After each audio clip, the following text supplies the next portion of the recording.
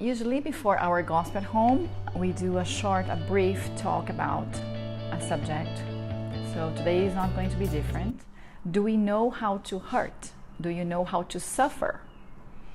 I know that many people, especially in North America, if anything is hurting, immediately you run and get an aspirin, an ibuprofen, paracetamol.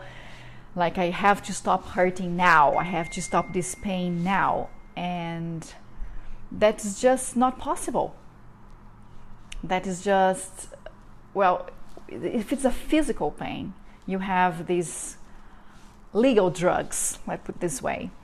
But if it's some emotional pain, how do you do it? Then you use Bach Flower Remedies. Bach Flower Remedies are there for you for these emotional problems.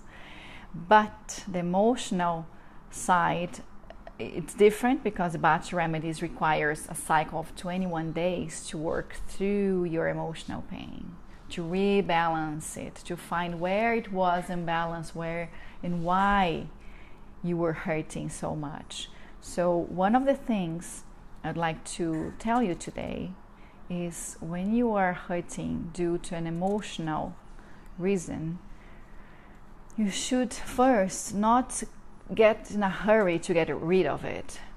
Just take your time, look at it, look at the situation, look at this pain, invite this pain to sit beside you, look at it with compassion. She wants to be seen. She needs to be seen. And from there, you get so many answers and so many insights in how to treat it, how to heal it, who can help you to heal this wound that is hurting you so much. And if you have a pain that's coming from the past and it comes very often and bothers you, what you can do is also take your time to look at this pain. This pain is helping you to transform yourself. It's like a diamond being, I don't know the word in English, but you know, when you have a raw rock or something that you need to polish, yes, the pain is polishing you. So don't get in a hurry, get to know your pain well, because if you don't, the pain is going to come back over and over again until you learn how to deal with it. And once you learn this one, new ones will come, and you will continue to grow towards to know yourself and to heal yourself. There are flower remedies for that. One of them is gorse, another one is mustard. It just depends where the pain comes from. That's why you need to know yourself, and that's what a good therapist will do for you. He or she will help you to guide you in the way that you will see how and where and why it's hurting so much and what it requires to heal it. Okay? So let's read, let's pray, and let's read. The book is this book I'm reading, Jesus in the Home, from Chico Xavier.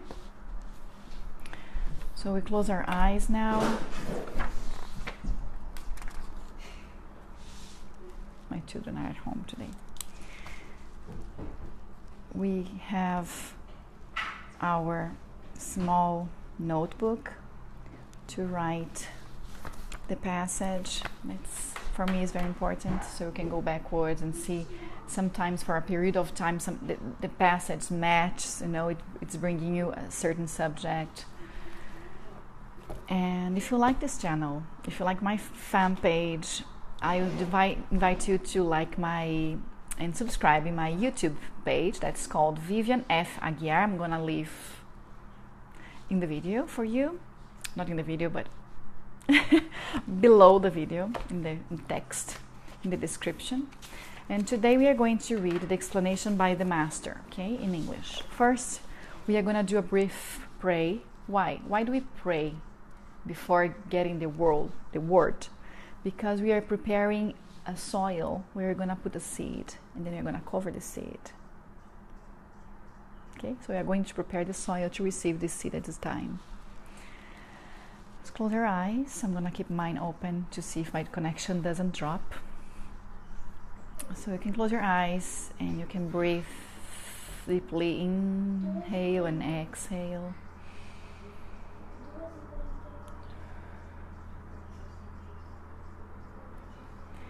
And we are going to ask Jesus to be beside us. Thank our guardian angels.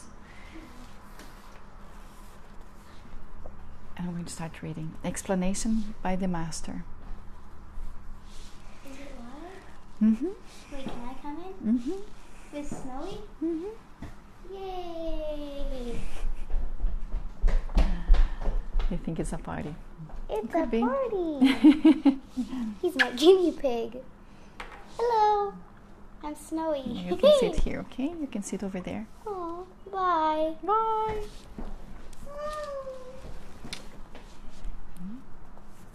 Explanation by the Master. In the middle of an uplifting conversation, in the pleasant confines of Peter's home in Capernaum, Sarah, the wife of Benjamin, who raised goats, had been listening to the Master's remarks. With a look of fascination in light of the new revelations, she asked, "The notion of the kingdom of God in our lives is truly sublime. But how can I begin to experience it? We have listened to your preaching on the lakeshore, and we know that the good news recommends love and forgiveness above all else. I would love to be faithful to such principles, but I feel stuck in the old rules. I can't forgive those who have injured me. And since I can't fathom a life in which we trade our advantage for the sake of others, I'm attached to my things, and I'm jealous of everything I own."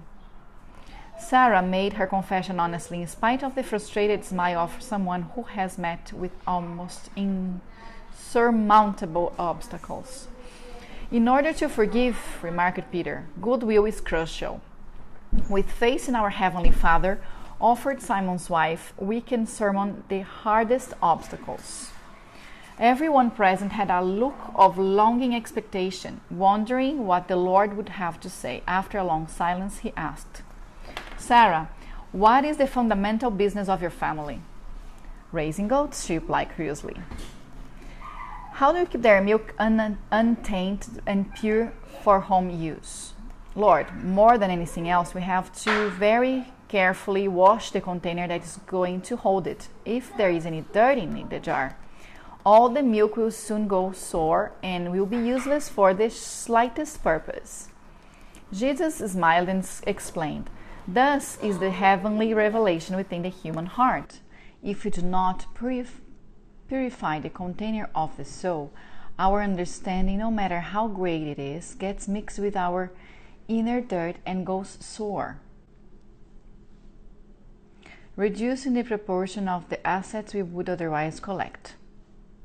In fact, Moses and the prophets were priceless bearers of the divine message, but the descendants of the chosen people did not purify the living receptacle of their spirits enough in order to receive them. That is why our contemporaries are righteous and unrighteous, believing and disbelieving, good and evil at the same time. The pure milk of higher enlightenment enters their hearts as new nourishment, but there it gets mixed in with the rust of their old selfishness.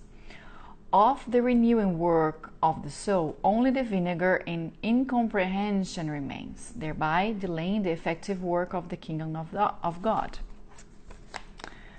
The small gathering in Peter's home was truly impressed by the simple yet sublime lesson, and no one said a word.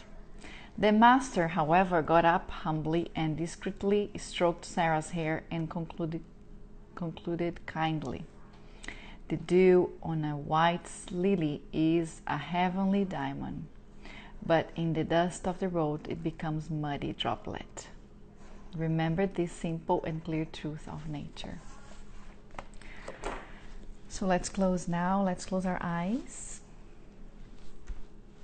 and let this seed be planted in our hearts and our souls. And let's thank God for this moment. Let's bring Jesus into our home, and let's thank Him for all the goodness and all the trouble we've had in our lives until now, because all of this helped us to grow to who we are today. Yes. Our past is responsible for who we are today, who we decided to be today. It's very important to remember that.